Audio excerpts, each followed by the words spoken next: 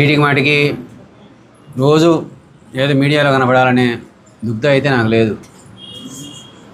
ఏదో పార్టీ ఇచ్చిన కార్యక్రమాలను ముందుకు తీసుకుపోతా ప్రజలకు మంచి చేసే పనులు అయితే చేసుకుంటూ పోవడం మంచిది. కానీ ఏదో మీడియాలో కనపడతా ఏదో ఒకటి ప్రచారం చేసుకోవడం అనేది నా ఇంట్రెస్ట్ ఏం కాదు. నేను పెద్దగా ప్రతిదానికి మాట్లాడిన ప్రతిదానికి ఆన్సర్ చేయాల్సిన అవసరం లేదు, నేను చేయను కూడా.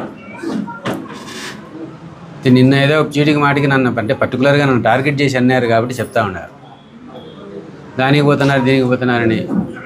ఇప్పుడు మనం ఏదైనా చెడపని చేస్తే నువ్వు విమర్శన చేయొచ్చు, చేసేదానికి సర్వీస్ చేసేదానికి 10 మంది వచ్చినప్పుడు పలికేదానికి చేసేదానికి పార్టిసిపేట్ చేస్తూ ఉన్నాము.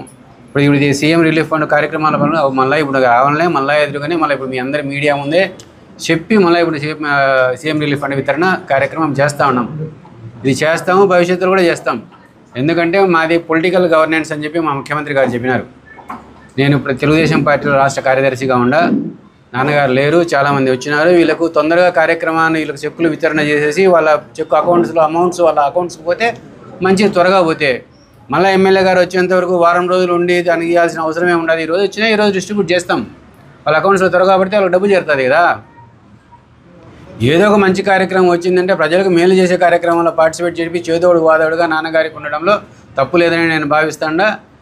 రాజకీయ పార్టీలో ఉన్నాం కాబట్టి రాజకీయ పార్టీ కార్యక్రమాలను నిర్విఘ్నంగా భవిష్యత్తులో కూడా కొనసాగిస్తాం.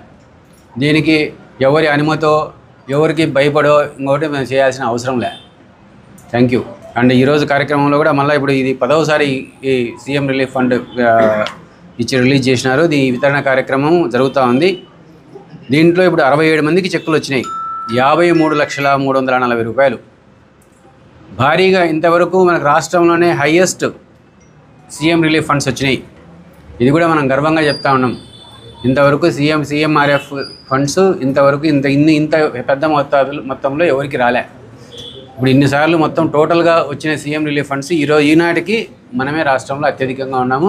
భవిష్యత్తులో కూడా ఎవరికి ఏ అవసరం ఉన్నా కూడా ఇది తీసుకొని పోయి ప్రజెంట్ చేసి మనకు రావాల్సిన కార్యక్రమాలను మనకు రావాల్సిన అభివృద్ధికి ఏదైనా పనులు ఉంటే వాటిని తప్పనిసరిగా ముందుకు తీసుకుపోతాం.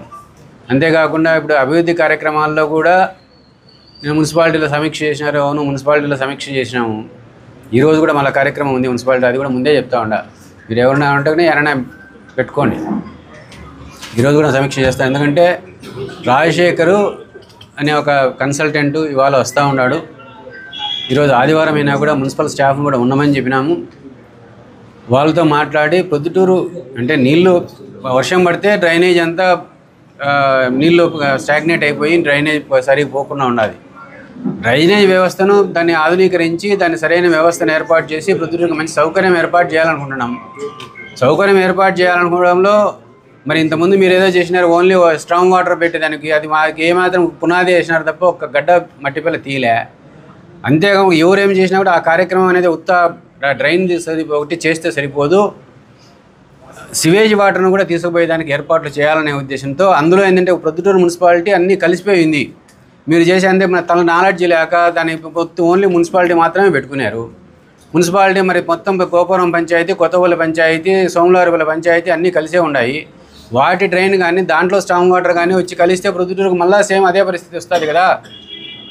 165 కోట్లు 170 కోట్ల రూపాయలు మీరు ఖర్చు పెట్టి చేసి సాధించేది ఏముంది?